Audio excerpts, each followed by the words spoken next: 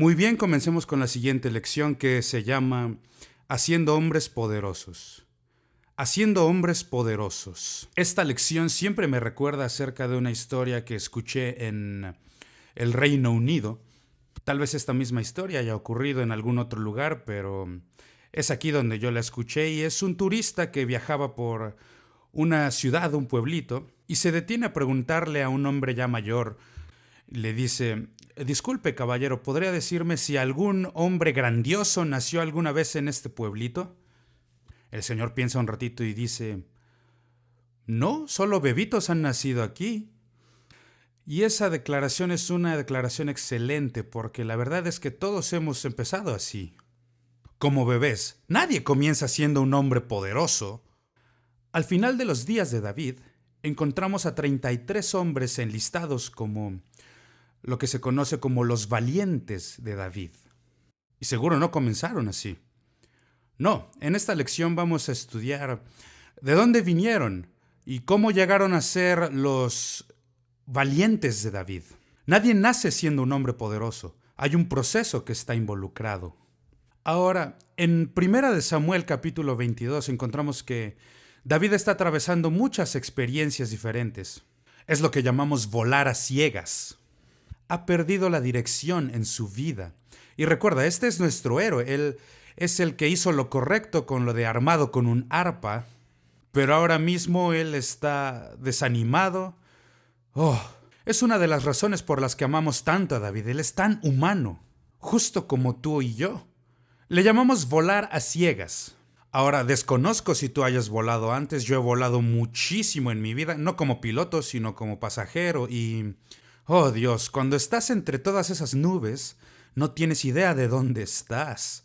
Miras por tu ventana y tu mente te empieza a jugar toda clase de trucos. No sabes si el avión está yendo hacia la derecha o si está descendiendo. No sabes porque no tienes un verdadero sentido de la dirección. Mientras puedas ver un cielo despejado y sepas en dónde está la tierra, sin nubes y el cielo claro, entonces ese no será ningún problema. Pero mientras estés envuelto entre tanta nube que no puedas ver, por eso se requiere que todos los pilotos de los vuelos comerciales estén entrenados para leer su instrumental, porque tienes que aprender a confiar y depender de tus instrumentos. Tus sentidos te van a mentir. Por eso algún piloto ha estrellado su avión porque pensaba que iba hacia arriba y, ¿sabes?, creía que estaba en la altitud correcta y que estaba yendo hacia arriba cuando en verdad estaba volando hacia abajo, directo al suelo. Entonces tienen que aprender a confiar en su instrumental. Y lo mismo para nosotros como cristianos. Tenemos que aprender a confiar en la palabra de Dios. Aprender a confiar en el Espíritu Santo. Él sabe, nosotros no. David está volando a ciegas aquí. Él está en pánico. Esta es una declaración muy buena. Cuídate de correr rápido en la dirección equivocada. Ya es muy malo cuando caminas en la dirección equivocada, pero cuando vas corriendo tan rápido como puedes, estás en problemas. Mi padre me enseñó esto cuando yo era apenas un niño. El pánico puede matarte, y utilizo ahí la fotografía de un león, porque esa es una de las tácticas del león. Él va a rugir y los animalitos van a huir del rugido solo para caer en una emboscada que ya está preparada por las leonas, una trampa. Y mientras huyen del rugido, corren hacia una trampa y son destruidos. Mi padre me contó esta historia mientras trabajaba en una fábrica en la ciudad de Tulsa, en el estado de Oklahoma. Un día escucharon esta terrible explosión y todos los trabajadores habían corrido para ver qué había pasado. Y lo que había pasado es que un avión había explotado en los cielos. Nunca me enteré de todos los detalles, solo supe que esta historia en verdad ocurrió. Explotó y cuando explotó entonces se destruyó en miles de pedazos y el pedazo más grande que estaba cayendo al suelo era el motor. Y este hombre con el que mi papá trabajaba ve el motor y ve que está cayendo y entra en pánico. Él piensa que está huyendo del motor que está cayendo de los cielos y comienza a correr tan rápido como puede. Y si hubiera corrido un poquito más fuerte, hubiera corrido directamente debajo de este motor que estaba cayendo delante de él. El pánico va a matarte. Creía que estaba corriendo lejos de él cuando en realidad corría justo debajo de él. No puedes dejar que esto te ocurra. Personalmente yo solo he tenido un ataque de pánico como ese en mi vida. Y mi padre era un contratista ya en los últimos años de su vida y me puso en un trabajo para poner un piso en una casa. Porque bueno, eso hacen los contratistas, mandan a los chicos a hacer el trabajo sucio, ¿no? Y estoy debajo de este piso y entonces hay una viga que atravesaba el piso, que está sosteniendo el piso y yo tengo que atravesar esta viga hacia el otro lado para, bueno, llegar a hacer todas las cosas que me mandaron. Y justo a la mitad de esa viga yo simplemente me atoro. Sencillamente ya no podía continuar. Y de repente empiezo a sentir cómo esta viga empieza a presionar sobre mi cuerpo, aplastándome. Entonces comienzo a hablar en voz alta para mí mismo, diciendo cosas como: esta viga ha estado aquí por 100 años. Esta viga no va a ningún lado. Puedes salir de la misma forma en la que entraste. Me estaba diciendo todas estas cosas porque me estoy volviendo loco. Lo que quiero hacer es gritar y patalear y bueno, todo eso solo lo hubiera empeorado. Y es lo que llaman ataques de pánico. Y eso es lo que está ocurriendo en la vida de David. Quiero ilustrarlo, pero con la escritura. David deja al profeta Samuel. Discúlpenme, él corre hacia el profeta Samuel primero. Cuando llega a él, el rey Saúl se entera. ¿Y qué hace Saúl? Envía soldados para arrestarlo. ¿Y qué es lo que hace David? Él brinca y corre una vez más de donde está Samuel. Él corre al sacerdote para intentar huir del rey Saúl. Y el sacerdote comienza a sospechar y se pregunta: ¿qué pasa? Comienza a hacer preguntas. No me gusta decirlo, pero David mintió. Quiero preguntarte si alguna vez has mentido. Tal vez mientas ahora mismo. Pero yo sí que lo he hecho antes. Pero David mintió, nuestro héroe ha mentido y es trágico porque terminó costándole a los sacerdotes su vida. Solo un sacerdote pudo escapar de Saúl. Él masacró a todos. Entonces David huye de nuevo. Huye hacia la ciudad de Gat. ¿Alguno recuerda la ciudad de Gat? Ese es el pueblo natal de Goliat. Hablemos de confusión por un momento. ¿Por qué David estaría huyendo hacia la ciudad natal de Goliat? Ese es el gigante que él mató. Y sabes que por ahí va a haber alguien a quien David no le caiga bien. Pero nos muestra la confusión que está ocurriendo en la vida de David. Y bueno, este es uno de los cuadros más tristes en la vida de David, cuando él llega a Gat y todos reconocen quién es, lo llevan delante del rey y este es el hombre que mató a Goliat. Y David se asustó. Y sabemos que tenía barba porque la Biblia dice que dejó que su saliva comenzara. Es un poco asqueroso, ¿no? Pero eso es lo que la Biblia dice acerca de David, que dejó que su saliva corriera por su barba y comenzó a actuar como un loco.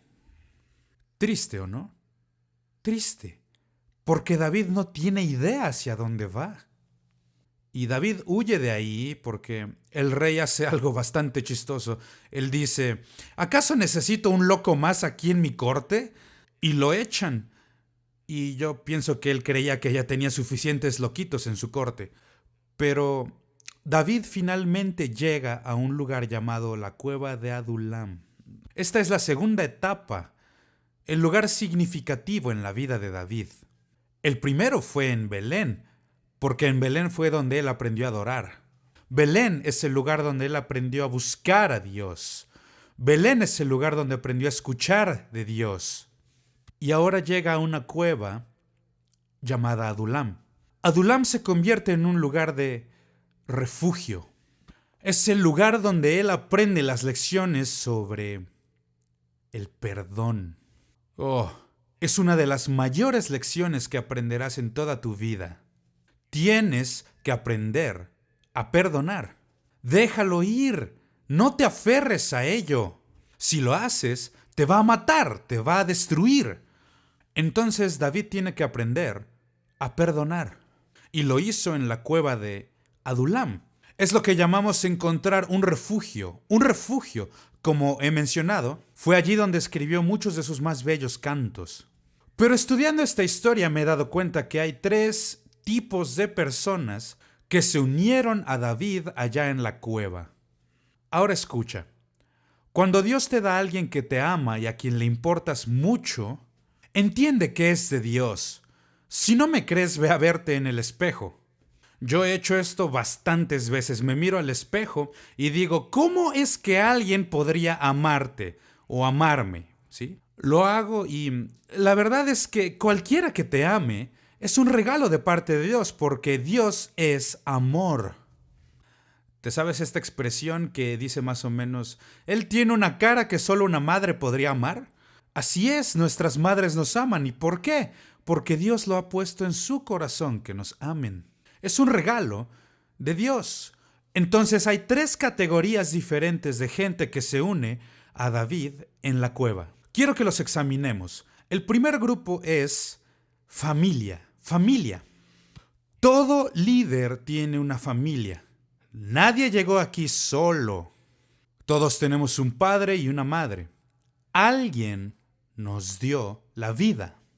La verdad es que las personas que odian a David también odian a su familia y quieren destruir a su familia. Y David entiende esto. Los padres de David ya están viejitos. Recuerdan que David es el menor de todos sus hermanos. Sus padres ya están envejeciendo y David se da cuenta de que ellos no pueden vivir en una cueva como esta. Esto los va a matar, van a morir aquí. Entonces David lleva a sus padres a la tierra de Moab y le pide permiso al rey de Moab, por favor deja a mis padres vivir aquí contigo en exilio. Y la manera en que David lo frasea es hasta que yo sepa lo que Dios va a hacer conmigo. En otras palabras, no sé qué es lo que va a pasar. No sé cómo va a terminar todo esto. Pero quiero cuidar a mi padre y a mi madre. Ahora escúchame. Esto es lo que la Escritura dice. Honra a tu padre y a tu madre. No dice adóralos. ¿No son Dios? No, tú les honras, les muestras respeto. ¿Por qué? Te dieron la vida. Te ayudaron cuando no podías ayudarte solito. Estuvieron ahí para ti, cuando ni siquiera sabías qué estaba ocurriendo. Entonces mostramos honor y respeto hacia ellos. No son perfectos, no, nadie tiene padres perfectos. Si lo fueran, nosotros también seríamos perfectos, pero sabemos que no. Nadie es perfecto. Entonces muéstrales honor, y eso es lo que David está haciendo. Los lleva a Moab y pide al rey, por favor déjalos vivir aquí contigo hasta que yo sepa qué es lo que Dios va a hacer conmigo. Los buenos líderes son así. Piensan en su familia primero. Ponen a su familia primero. Yo soy un fiel creyente en que esta es un área en que la iglesia está fallando. Y mi esposa, por ejemplo, una mujer piadosa, ha experimentado muchos problemas emocionales tremendos en su vida. Fue a ver a un doctor a causa de los problemas nerviosos que estaba atravesando. Y su doctor le dijo, la mitad de mis pacientes son esposas de pastores. ¡Qué estadística tan terrible! La mitad de mis pacientes son esposas de pastores que sufren, ya sabes, problemas con estrés. Eso me dice que la iglesia no está haciendo un muy buen trabajo protegiendo a estas damas, que la verdad son de lo mejor que tenemos en cuanto a cristianas, como parte de la iglesia. No estamos haciendo un buen trabajo. Y una vez más, es uno de los mayores remordimientos que he tenido en mi vida y desearía poder volver en el tiempo, porque no sabía cómo ayudarla. No sabía qué es lo que tenía que hacer. Y ahora que he envejecido he aprendido algunas cosas y ahora puedo ayudarla. Porque antes, sabes, siendo un joven ministro, yo decía, ella ama a Dios, va a estar bien. Ella ama a Dios tanto como yo, Dios va a ayudarla, ella tiene un problema, pero un día me di cuenta, ella no tiene un problema. Nosotros tenemos un problema. Y a menos que yo le ayude, no va a mejorar para nada. Ay Dios, ojalá hubiera sabido antes. Ojalá lo hubiera entendido antes. Pero como el joven guerrero sabes que estás ahí matando gigantes y haciendo tantas cosas y fracasas en cuidar a aquellos que son todo para ti. Alguien lo dijo bastante bien, cuando llegas al fin de tu vida, nadie nunca ha dicho esto. Cómo quisiera haber estado más en el trabajo. No. Todos dicen, ojalá hubiera pasado más tiempo con las personas que me amaban, más tiempo con mi familia. David lo sabía bien. Lleva a su familia a Moab y mientras está llevando a su familia a la tierra de Moab, ahí él provee para ellos. El segundo grupo de gente con el que veo que David se encuentra es quienes llama amigos. Amigos. Este es el grupo de gente que conocía a David y amaba a David, aun si David se encontraba en problemas. Gracias a Dios por ello. Gracias a Dios por los amigos. Un solo buen amigo puede ser un tesoro valiosísimo. Pero estas son las personas que se unieron a David en la cueva cuando podían haber estado viviendo en el palacio con Saúl. Pero a causa de su amor por David, ellos preferían estar con David en una cueva que en un palacio con el rey Saúl. Pero qué tremendo regalo nos ha dado Dios a través de los amigos. Agradezco que Dios nos amó lo suficiente como para que no nos dejara serlos solos. En el libro de Génesis podemos leer en el capítulo 2 que Dios dijo, no es bueno que el hombre esté solo. Ahora, para mis estudios hay una estadística aquí en los Estados Unidos que comprueba esta declaración perfectamente. 5% de la población de los Estados Unidos, el 5% de la población comete 75% de todos los crímenes violentos. ¿Y quién es este grupo de gente? 5% comete el 75% de los crímenes violentos. Es lo que llaman el hombre disfuncional o el solitario. El hombre que no puede relacionarse con nadie más y vive solo. No puede relacionarse con padre, madre, hermano, hermana, esposa, hijos, entonces vive solo. Solitarios. Los solitarios son los culpables del 75% de los crímenes violentos en este país, en los Estados Unidos. ¿Qué nos dice esto? Lo que Dios dijo. No es bueno que el hombre esté solo. No fuimos diseñados así, no fuimos hechos así. Gracias a Dios por los amigos. Amigos como los amigos de David que llegaron a él cuando tenía problemas. O como dice la declaración, un amigo en la necesidad es un amigo de verdad. Y te aman, se preocupan por ti, aunque no haya una sola cosa que tú personalmente puedas hacer por ellos. Ellos creen en ti. Dios, mi esposa es mi mejor amiga. Hace unos días le estaba diciendo que lo mucho que respeto su amor y respeto. Y el mayor problema de los hombres ricos es que ¿cómo sabe un hombre rico cuando una dama le dice te amo? ¿Cómo sabe si en verdad le ama? ¿O cómo sabe si no está amando solo su dinero? ¿O su auto lujoso? ¿O si no ama su casa? ¿Cómo sabes? Ese es uno de los problemas grandes de Dios. ¿Cómo sabes si en verdad le amamos a Él o amamos las cosas que Él nos da? Le dije a mi esposa, es muy obvio. Cuando me dijiste que sí nos íbamos a casar, que no lo hacías por algo que yo tuviera. No tenía nada. Todo lo que yo tenía era un sueño, todo lo que tenía. Y ella creyó en mí. Y eso es lo que importa acerca de los amigos, que ellos creen en ti.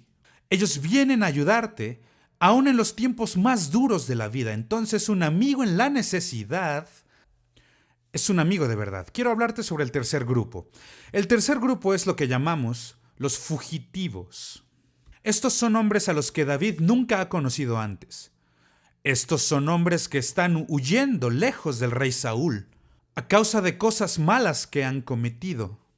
Son fugitivos de la ley. David nunca los había conocido, pero ellos habían escuchado que él estaba en la cueva y entonces comienzan a llegar, comienzan a aparecer. Entonces es este tipo de hombres que, a menos que tengas liderazgo fuerte, van a convertirse en solo unos criminales. Se convertirán en el peor tipo de personas, homicidas. Se convertirán en ladrones. Se van a convertir en, como dije, el peor tipo. Entonces se requiere de liderazgo fuerte para mantenerlos concentrados y que vayan en la dirección correcta. Y es lo que David hace por estos hombres. Sin esto, sin un liderazgo fuerte, ellos se van a convertir en una pandilla o en una turba que va a andar lastimando y matando gente. Vaya si hemos visto muchas historias así.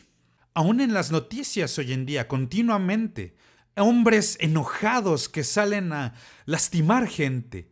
Para eso están viviendo. David toma este grupo de hombres fugitivos y los transforma en un grupo de hombres poderosos. Vaya, eso es buen liderazgo. Buen liderazgo. Yo tengo muchos amigos que son pastores y quieren que Dios les envíe gente buena.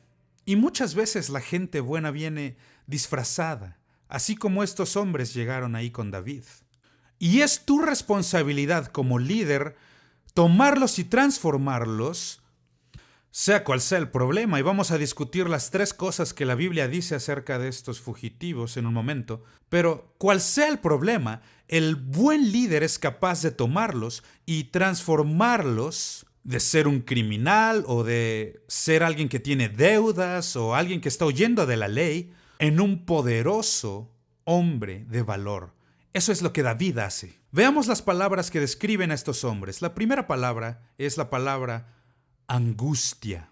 Estos hombres estaban angustiados. La palabra angustia en el hebreo significa un lugar muy angosto. En otras palabras, lo que esta palabra está describiendo es que sus problemas los estaban asfixiando.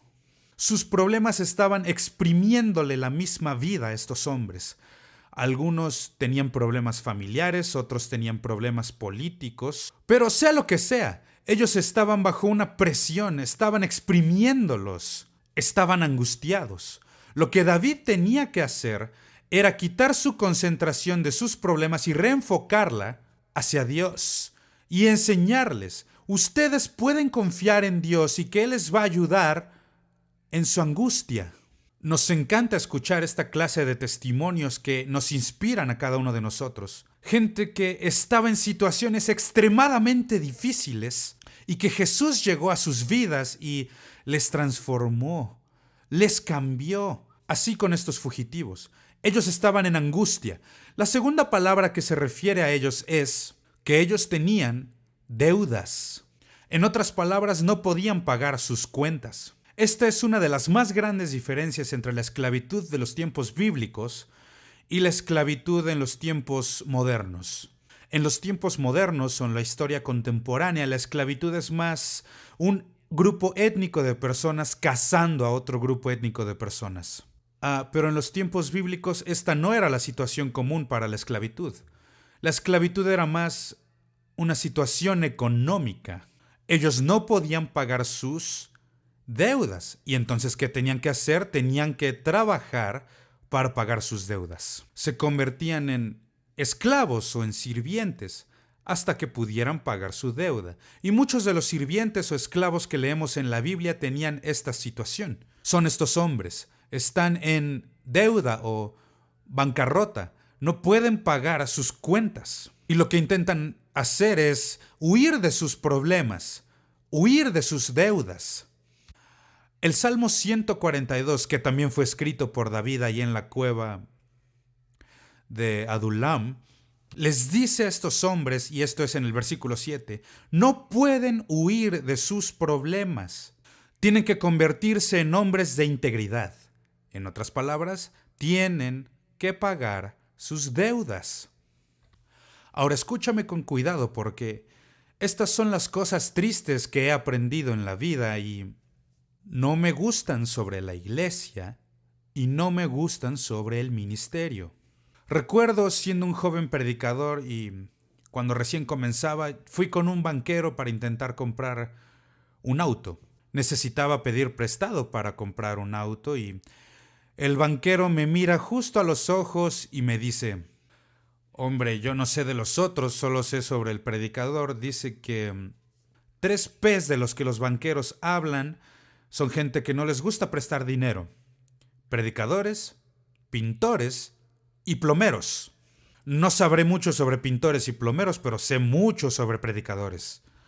Y es triste, pero hay muchos predicadores que no les gusta pagar sus cuentas.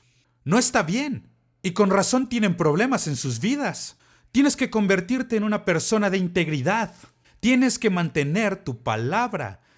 Y esto se lo digo a muchos jóvenes predicadores. Hablamos sobre cosas espirituales aquí. Hablamos sobre el cielo. ¿Alguien ha estado ahí? Hablamos sobre Jesús. ¿Qué tan alto es Él? ¿Cuál es el color de su cabello? ¿El color de sus ojos? ¿Sí? Hablamos de cosas espirituales y nadie ha visto a Jesús físicamente. Nadie le conoce según la carne. Pablo dice que ya no hacemos eso, que le conocemos en el Espíritu. Entonces hablamos sobre el cielo, el infierno, cosas espirituales. Si no pueden confiar en nuestra palabra, ¿cómo van a confiar en nosotros cuando hablamos sobre cosas espirituales que nadie ha visto, que ninguno ha experimentado? Entonces, los predicadores deben aprender a pagar sus deudas, así como todos los demás. No contraes deudas y luego te vas. No, los pagas y eso es lo que David les enseña. Tienen que convertirse en gente de integridad. Quiero hablarte sobre la tercera palabra. La tercera palabra que utiliza David para describir a estos hombres es que tenían un descontento. Este suena como un supergrupo para empezar una iglesia, ¿o no? Angustiados, en deuda, descontentos. Y esa es la forma en que muchas iglesias comienzan. Porque estamos lidiando con personas. Estas personas que están descontentas. Esta palabra descontento literalmente significa estar amargado en el alma. Amargados en el alma. Y al decir que están amargados en el alma, hablamos sobre experiencias que han pasado ellos que les han causado gran amargura. Y es aquí donde debemos aprender a perdonar. El perdón te va a convertir en una mejor persona. No perdonar te va a convertir en una persona amargada. Tienen que aprender a perdonar. Y David comienza a enseñarles esta lección del perdón. Y tienes que aprender, y una vez más me refiero al Salmo 142, porque es ahí donde él les enseña cómo perdonar. Y aquí es donde volvemos a la adoración, porque en la adoración aprendemos a vaciar nuestra alma. Por ejemplo, si alguien te hace algún mal, en vez de tomarlo y convertirte en una persona amargada, si en vez de eso lo tomas y lo dejas en las manos de Dios, eso lo convertirás en una experiencia de adoración. Lees los salmos de David y encontrarás que él canta de todo. Como cuando Absalón, su hijo, está intentando matarlo, David escribe otro salmo. Aunque un ejército acampe contra mí, no temerá mi corazón. Confiaré en ti. Mi esperanza está en ti. Entonces, a causa de todo esto, David está enseñándoles a estos hombres que son fugitivos cómo perdonar a sus enemigos, cómo perdonar a aquellos que les han hecho algún mal. Ellos son los valientes de David. Y de hecho existen 2 listas sobre ellos. Una se encuentra en el primer libro de Crónicas y la otra se encuentra al final del segundo libro de Samuel. Pero estos hombres poderosos que pudieron vencer su angustia y se convirtieron en los héroes del pueblo de Israel. En otras palabras, estos eran los hombres a quienes los niños admiraban y querían crecer para convertirse en ellos. Estos son los héroes de quienes todo el mundo está hablando. Las batallas que han luchado, las victorias que han ganado, todo lo que ellos han logrado, se convirtieron en los héroes de Israel. Podían haber sido solo una pandilla de ladrones, de criminales, de gente que estaba huyendo de la ley, pero David está transformándolos para ser hombres poderosos. Algo que he descubierto es que los grandes árboles, hablo de árboles como la caoba o el roble, aquí en Florida tienen muchos pinos, pero los pinos nunca llegarán a ser como los robles. Recuerdo una vez un paseo con mi familia. Una de las cosas que disfrutamos es ir a los parques nacionales y uno de ellos es el Parque Sequoia. Si puede ir, se lo recomiendo mucho. En California, y existen montañas altísimas y corren vientos muy fuertes. Y están estos árboles inmensos que son indescriptibles. Ellos literalmente cortan entre el árbol para construir carreteras. No hay de otra. Recuerdo hace algunos años que estaba manejando una camioneta y la estaba manejando justo en medio de este gigantesco árbol porque era tan grande que el camino lo atravesaba. Grandes árboles no van a crecer en Florida. ¿Por qué? Hay mucha luz de sol. Sin vientos fuertes. No hay muchas dificultades. Solo crecen en los lugares más difíciles. Ahora, nosotros decimos que queremos que Dios nos use. Queremos ser hombres y mujeres poderosos en Dios. ¿Qué estamos diciendo aquí? Lo que estamos diciendo es, Dios, estoy dispuesto a tomar la gran prueba. Estoy dispuesto a hacer las cosas difíciles porque eso es lo que se requiere para producir hombres poderosos. No se van a producir hombres poderosos si es que solo toman los trabajos más fáciles o si es que solo toman los trabajos más suavecitos. No, solo se producen hombres poderosos si toman la gran prueba. Estos hombres se convirtieron no solo en héroes, sino que estos hombres fueron los que hicieron una de las mayores contribuciones en la historia. David dio una ofrenda que en 1975 hubiera valido unos $100 millones. No tengo idea, ajustado a la inflación, cuánto hubiera valido, pero $100 millones en 1975. Y sus hombres están dando ofrendas juntos que van a valer lo mismo que el rey ha dado. Es así como Salomón fue capaz de construir el templo. Ellos fueron los que dieron el dinero para hacer todo esto. Ellos son los hombres que pudieron vencer su amargura. No estaban atrapados en el dolor y en todos los problemas del ayer. Habían aprendido a perdonar. Han aprendido a ser personas de integridad. Han aprendido a vencer los problemas difíciles que trae la vida. Aquellos que lo logran componen las mejores historias. Ahora, yo he hablado muchas veces con muchos de ustedes, sus padres y sus abuelos. Todos nosotros tenemos historias que contar, que si han pasado muchos años en prisión o si, ya sabes, todos tienen una historia. Las cosas que han pasado, las cosas que han sufrido a causa de su fe. ¿Y qué es lo que hacen entonces? Fortalece su fe. Les ha hecho más fuertes. Si no tenemos cuidado, cuando las cosas son fáciles, nos suavizamos y llegamos a perder esa fuerza que solo viene a través de la adversidad. David transformó a estos hombres que podían llegar a ser solo una pandilla de criminales que estaban atacando y lastimando, pero él los pudo transformar. 40 años después podemos ver a 33 de estos hombres que siguen al servicio de David. Son sus valientes. Dios nos ayude a hacer esto y a entender que muchas veces las personas que menos esperamos que sean los grandes líderes, los grandes predicadores, son aquellos que vienen de situaciones muy difíciles. Estoy pensando sobre este presidente de Instituto Bíblico que estaba escuchando a un joven evangelista predicar y en medio de lágrimas decía que ahora me doy cuenta que casi lo saco de la escuela porque tenía muchos problemas. Estaba a nada de regresarlo a casa.